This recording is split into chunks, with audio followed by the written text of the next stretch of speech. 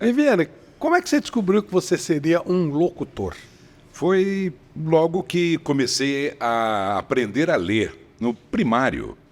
Eu notava que eu me destacava entre os coleguinhas, né? Então, na hora de fazer leitura em sala, a professora sempre me escolhia. Aí fui orador do primário, aí já no ginásio daquela nossa época, né?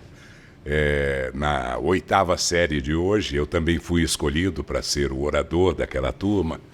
Mas nesse ano, nessa 8ª série, em 1974, a gente tinha um professor que nos ensinava eletrônica, porque a escola queria segurar os alunos para o curso técnico mais tarde. E eu era um desastre com as mãos, sempre fui um desastre. Como se eu tivesse 2 mãos esquerdas, sei lá, com luva de boxe ainda. Ou você é de comunicação ou você mexe com as mãos. As duas coisas não dá para fazer, não. E aí não conseguia acertar nada daquilo, mas os colegas construíram um transmissor e um receptor. E naquele mês de junho de 1974, ficou pronto o transmissor, a turma saiu do barracão, que a gente fazia essa aula de eletrônica do lado da quadra de educação física, todo mundo foi para fora, o professor falou, você liga essa chavinha aqui e fala que todo mundo vai te ouvir lá fora. Rapaz, a hora que eu fiz aquilo, eu senti uma emoção tão grande, eu falei, é isso que eu quero fazer a minha vida toda. Onde era isso? Poços de Caldas, Instituto Educacional São João da Escócia, o Pelicano, professor Omar. E aí eu saí, fui para casa e perguntei ao meu pai, como é que é esse negócio de rádio? Ele falou, conheço algumas pessoas. E eu fui bater na porta das rádios, que viram aquele moleque de 14 anos e falaram, puxa vida, o que nós vamos fazer com esse rapaz? Mandaram eu procurar uma freira na faculdade de filosofia, porque ela tinha um programa aos sábados naquela rádio, na Rádio Difusora de Poços. E eu cheguei na mesma noite, fui lá e falei, escuta, a senhora tem uma chance para mim? Ela falou, é só aparecer na rádio, meu filho. E você lê os textos e aí eu comento os textos. E aí, no sábado seguinte, eu já estava lá, das 2h30 às 3 da tarde, se não me engano, era o Meia Hora com Você, o programa da freira. E ali comecei a ler, e ela interpretava os textos. Até dezembro de 74, o gerente da rádio veio me ouvindo esse tempo todo, me contratou. E eu comecei a trabalhar lá em Poços de Caldas. O que você fazia? Exatamente. Fazia um programa chamado Difusora Atende ao Ouvinte e outros à noite que não tinham nada a ver comigo, com aquele garoto. Noites que não voltam mais e também tangos e boleros. Nossa, nostalgia com 15 anos. Total. Uma loucura. Mas as pessoas percebiam que você era tão jovem? Ou pela voz não... Não, já sabiam, né? Sim, os ouvintes, quer dizer? Ouvintes. Acho que não. Porque eu já tinha ultrapassado aquela fase que o vovô, meu avô maestro, chamava de oitavar, né? Que você fica falando igual o Barney.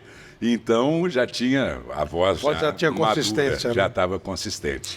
Agora, Viviane, teu pai, tua mãe, alguém trabalhava voz? Eles Não, eram... todo mundo com música. Meu avô era maestro, né? O Instituto, o Conservatório Musical de Poços de Caldas tem o nome de meu avô, Antônio Ferruccio Viviani.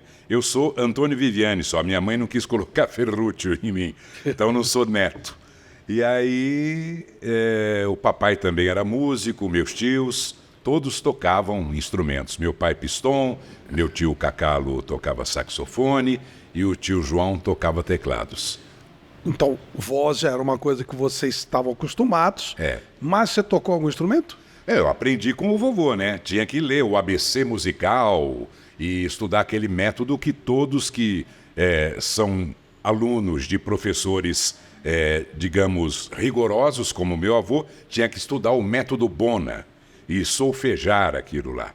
Mas eu acabei descobrindo este instrumento aqui, já embutido, e falei, é com isso que eu vou trabalhar. Porque, como eu já digo para alunos, que eu já dei alguns cursos e tudo mais, a voz, né, é um instrumento, né? Você falar é música.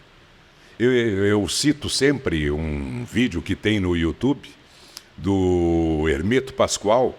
Ele pega um discurso do Fernando Collor de Mello e bota só a voz do Fernando Collor de Mello falando. E depois ele acompanha o Fernando Collor de Mello no teclado. É impressionante como falar é música. Ó, o exemplo.